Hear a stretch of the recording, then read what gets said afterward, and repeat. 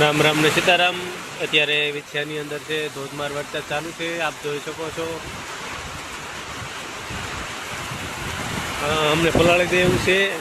હવે અહીંથી થોડુંક દૂર જતું રહેવાય સેફટી માટે।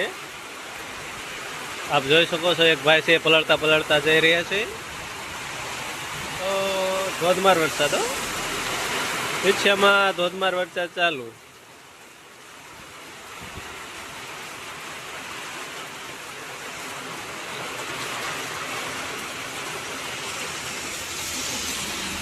તારીખ 22/6/2026।